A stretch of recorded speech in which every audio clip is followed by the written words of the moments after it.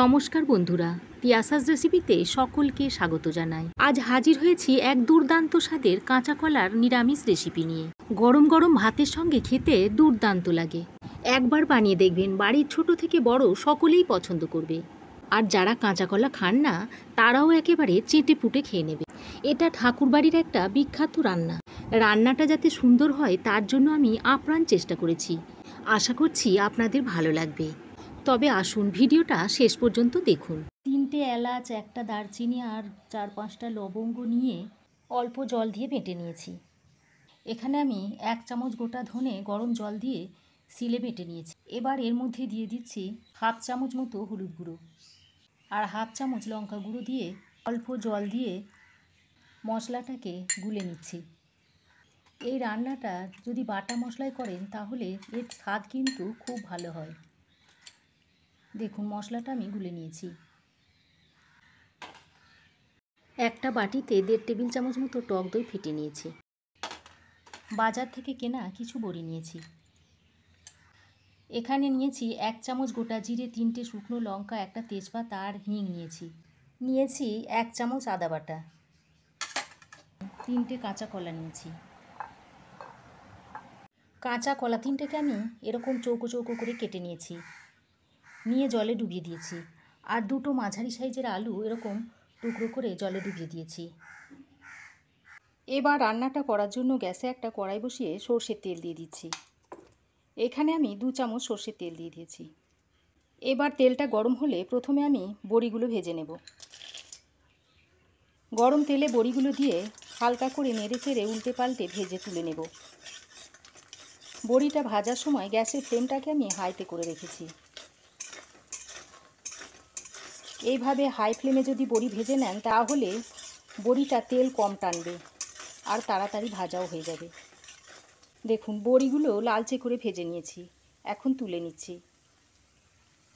তুলে একটা প্লেটে রেখে দিচ্ছি। এইভাবে তেলটা ঝরিয়ে তুলে নিতে হবে। এবার ওই তেলের মধ্যে কেটে রাখা আলুগুলো দিয়ে দিচ্ছি। আলুগুলো দিয়ে লালচে করে ভেজে নিতে হবে। আলু 3-4 মিনিট ভেজে নেওয়ার পর আলুতে লালচে রং ধরলে এর মধ্যে কেটে রাখা কাঁচকলাগুলো দিয়ে দিচ্ছি আর সঙ্গে সামান্য পরিমাণ নুন দিয়ে দিচ্ছি। এবার আলু ও কাঁচা কলাটাকে ভালো করে আরও কিছুক্ষণ ভেজে নিচ্ছি। আলু ও কাঁচকলা খুব ভালো করে ভেজে নিয়েছি। এবার ধনে বাটা, হলুদ গুঁড়ো ও যে লঙ্কার গুঁড়োর মিশ্রণ তৈরি করে রেখেছিলাম সেটা এর মধ্যে দিয়ে দিচ্ছি।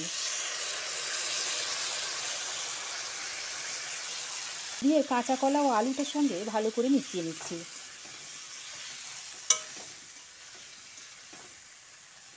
ভালো করে মেশানো হয়ে গেলে এবার এর মধ্যে দিয়ে দিচ্ছি ফেটিয়ে রাখা দইটা।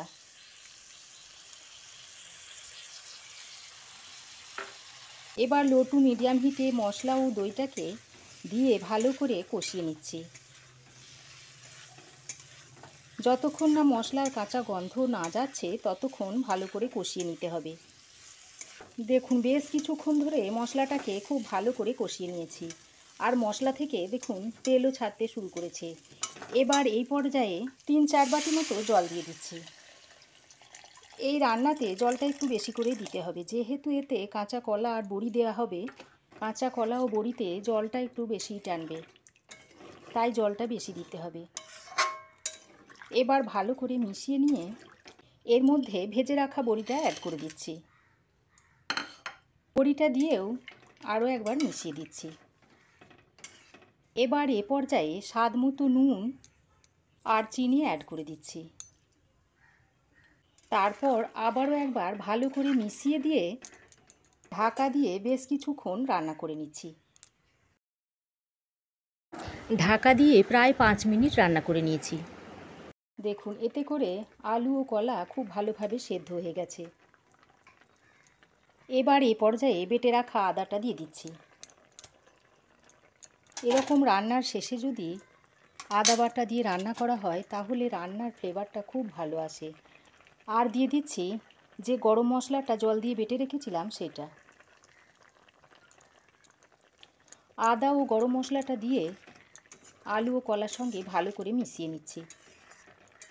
এবার লো টু মিডিয়াম ফ্লেমে আলু ও কলাটা রান্না হতে থাক। আর এদিকে ততক্ষণে গ্যাসের একটা অন্য বার্নারে 1 চামচ ঘিয়ের মধ্যে দিয়ে দিচ্ছি 1 চামচ গোটা জিরে, শুকনো লঙ্কা ও তেজপাতাটা। ফোড়নটা খানিকক্ষণ নেড়েচেড়ে এর মধ্যে একটু বেশি করে হিং দিয়ে দিচ্ছি। তারপর গ্যাসের ফ্লেমটাকে বন্ধ করে দিচ্ছি। এবার এই ফোড়নটা আলু ও কাঁচা কলার তরকারির মধ্যে দিয়ে দিচ্ছি। তারপর আলু ও কাঁচা কলার সঙ্গে ফোড়নটাকে ভালো করে মিশিয়ে নিচ্ছি। রান্নাটা আমার হয়ে গেছে। এবার ঢাকা দিয়ে গ্যাসের ফ্লেমটা বন্ধ করে 2 মিনিট স্ট্যান্ডিং টাইমে রাখার পর তরকারিটা সার্ভ করে দেব। 2 মিনিট স্ট্যান্ডিং টাইমে দেওয়ার পর কাঁচকলার হিঙ্গিটা আমি একটা বাটির মধ্যে সার্ভ করে দিচ্ছি। তো আমার এই আজকের কাঁচকলার নিরামিষ তরকারি আপনাদের কেমন লাগলো অবশ্যই কমেন্ট করে জানাবেন। আশা করি রেসিপিটা আপনাদের ভালো লেগেছে। ভালো লাগলে একটা লাইক ও শেয়ার করবেন। পাশে থাকা বেল আইকনটা অবশ্যই প্রেস করবেন। আর আমার চ্যানেলে নতুন বন্ধু হয়ে থাকলে প্লিজ চ্যানেলটা সাবস্ক্রাইব করার অনুরোধ রইল। আজ এ পর্যন্তই। আবার দেখা হবে নতুন কোনো রেসিপি নিয়ে নেক্সট এপিসোডে। সে পর্যন্ত ভালো থাকবেন, সুস্থ থাকবেন। ধন্যবাদ।